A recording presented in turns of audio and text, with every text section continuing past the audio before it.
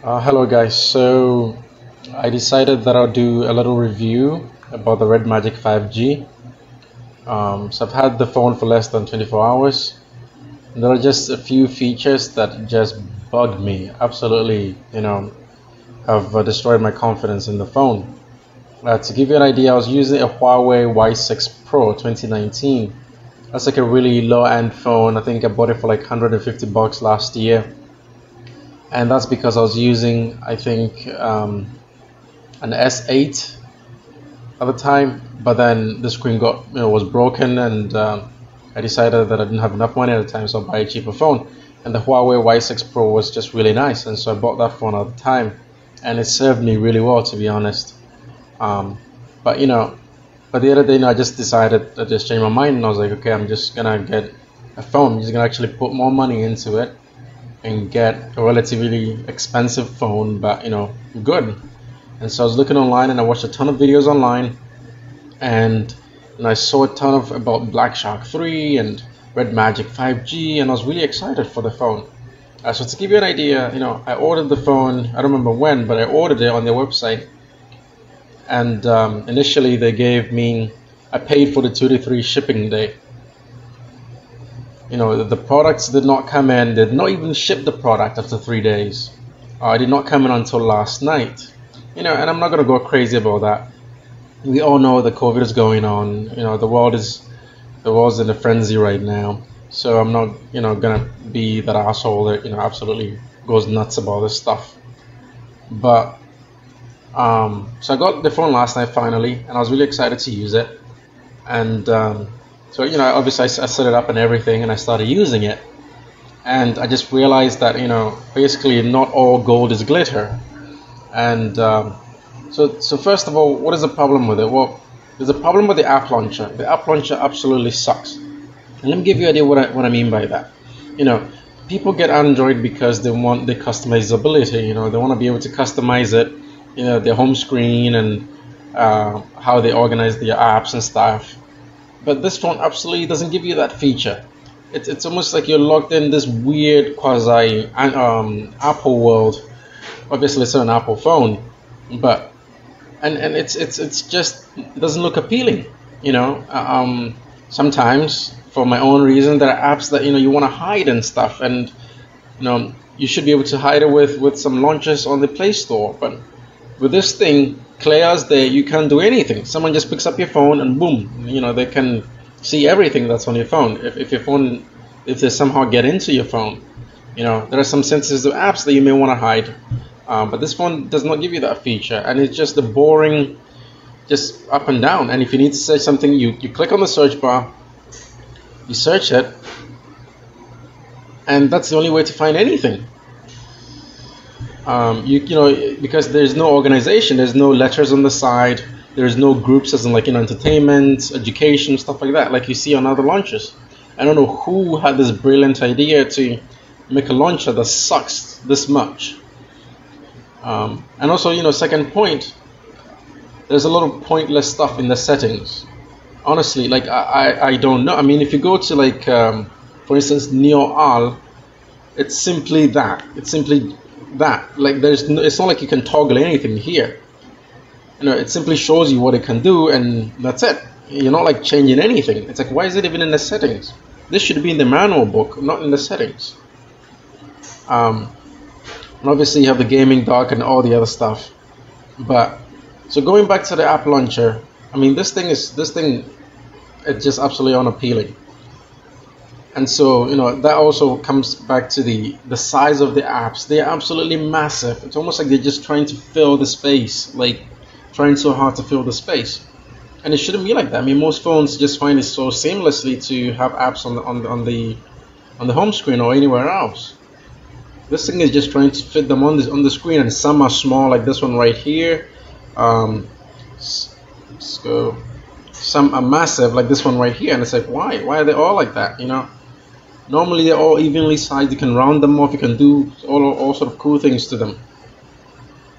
And then the third problem that I had was last night. Every time that I try to pull up apps that I used before, so let's go to Play Store, let's go to camera, settings, and then let's go to gallery. Now if I try to pull them up, like this. Last night, every time that I tried to pull it up, I was pulling up the Google Assistant. Google Assistant was somehow getting activated that way. Today, I don't know where the Google Assistant went to. I don't know if it decided to sleep on me or something. But that was absolutely annoying.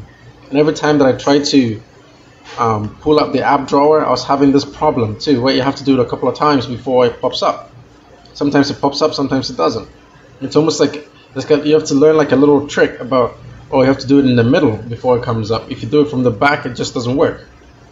And it's just like, wow, it's just like, it shouldn't be that frustrating. A phone that's brand new, I know, you've had the time to use it before it comes to market, and it's just like, but it feels like someone just put it together and just rushed it to market. It's like, why, man? It's just like, it shouldn't be happening. And then I think the fourth stuff is that there are some apps that are already crashing on my phone. And this free ad blocker browser right here, it crashes right out. I don't know what's going on with it. It just crashes right out. I don't know if it's something to do with the refresh rate. You know what? Let me check what's up with that. Maybe if I put it on 60, maybe it'll work. On 60, let's see. Okay, so now let's go back there, and it's still crashing. So it's nothing to do with the refresh rate. I don't know what it is. And it's just like, it shouldn't happen. I just got this phone just last night, and already it's crashing, and it's already giving me a hard time. And then basically on the 60 hertz refresh rate, and mind you, I just came from a 60 hertz refresh rate phone. Just like I said, the phone was really low end that I had before. I mean, this 60 hertz on this phone is like really clunky. It's almost like someone just wanted to do a little gimmick on it to make you see the difference, like the absolute difference between the 60 and the 90 or the 144 hertz. I mean, it's just absolutely clunky. Like, I know that 60 hertz is, you feel the difference, but I don't think it's supposed to be like this. I mean, you know, I have my S6 Edge over here with 60 hertz, and it doesn't even feel like that. It feels smoother than that. So I don't know if it's something to do with software optimization on the Samsung or what. But I mean, yeah, I mean, it's almost like you are forced to use this phone on the higher refresh rate. I mean, obviously people buy it for that reason, so I'm not gonna go nuts on that. But it's like, well, if I use it on 90, it should be fine. But even last night, it felt like only 144 hertz was the only thing that I needed to use. You know, it's like, well, not everyone wants the 144 hertz all the time. Maybe they're running low on battery and they need 90 hertz. So I hate that fact that they've almost optimized it that you should use on 144 hertz and maybe 90 hertz. And then the camera quality, I mean, it's not the best. I mean, I forgot what the specs are, like 64 megapixel or something. The big numbers don't really mean anything. I mean, in low light it suffers. I was doing a camera test in my room last night, and it was just doing all kind of funny stuff.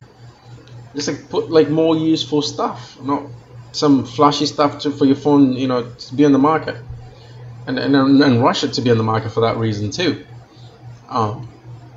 And one thing I gotta speak about is the refresh rate in games. So I play Dream League, and you find that, you know, because the phone is not optimized to 144, you basically don't need 144 hertz phone. So if your game is not that way, it's not optimized that way, it's no use getting 144 hertz. Maybe in the future those games should be optimized, and if you still have this phone, they'll work out. Maybe that's cool. But as of now, it's, you know, it just does all kinds of funny stuff to play. When I'm playing the game, the players are moving all over the place. They're moving kind of funny. The game slows down and then it speeds up really fast, and it's like, yo, what's going on here? But and I have to, you know, let you know that the phone is heavy. This is a heavy phone. I'm not exactly sure why it's so heavy. I know it's a gaming phone. There's supposed to be all kinds of flashy and bulky and all that, but this phone has a weight to it. You can feel in your hand that an average phone probably should not feel like that. But oh well, you know. You looked at the weight online, it's I think 228 or something grams, and you bought it, so that's your own thing. So, and then I have to talk about the volume rocker and the power button. The power button is down there, and for me, my fingers are a bit larger, and I struggle with them. I think every time I try to shut the phone down, I end up, you know, hitting the volume rocker instead of the power button, because they have those vents on the side, as opposed to where normally, you know, the volume rocker should be, and then the power button should be a little bit below that.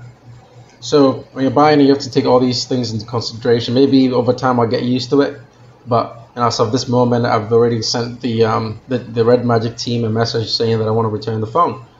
I'm just appalled by it. This is probably the most expensive phone I've ever bought, and I really don't like it. It's just like, well, what is the point? I should have just stuck with my Huawei Y6 2019. You know, the only problem that that phone had was that it didn't have a great RAM. I've got to say this thing has a great RAM. You know, the 8 gigs of RAM is absolutely useful. You know, apps stay open the way that I want them. When I come back, they're still open on the page that I need it to be. So that's great. But I mean, these little quirky features I'm talking to you about are a real concern. And when we go into the notifications, when you try to swipe them, normally I swipe my notifications like this because I'm a right-handed person. I think most of the people in the world are right-handed. But what you get is that it doesn't go anywhere. And it's the opposite way that you got to do it, which is more convenient for a left-handed person. So something like that, it's like, well, it's very minor, maybe you could get used to it, but it's like, well, no. You know, I would want the way that things are normally done for certain features that are so basic. You know, if you want to take 144 Hz and make it 144 Hz, that's your own thing. But for the basic things, you should be able to do it and do it well before you even do the complicated stuff. And this phone fails to do that. You know, if you go into this bar over here, where you've got your Wi-Fi signal and all these things, you've got a calculator there. Who needs a calculator there? If I need a calculator, I go to the Play Store and I download a scientific calculator, and there are many good ones out there. You know, and when you go into custom, they have some even stranger features like grayscale, super snap. I have no idea what those things are supposed to be. Now, of course, they have 5G on there, which is cool, but we all know that you're probably not going to be using 5G for another year or so with, you know, the Corona thing, and then you have the fact that it's expensive to install, and you know, network companies are going to be working on it, I'm sure, after the Corona thing is over. But yeah, I mean, those are some of the problems that I have with this phone. So, you know, I know normally the techies on YouTube, they review something and all they talk about is the big, you know, the big specs and the big numbers, and they don't really show you the familiarity with the phone and the usability of the phone and how it's going to affect you, you know, on your daily life. And so I'm just hoping that this review gives people that are hoping to buy the phone like what you're going into. You know, I bought my Black Shark 3. You go over here, you know, I was like, no, maybe I should do the Redmagic 5G.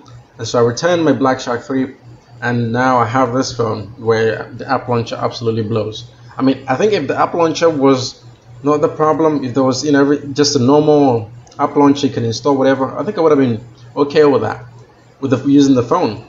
But I mean, that makes things absolutely worse. Like, I should be able to get a good app launcher. I should be able to customize such basic features.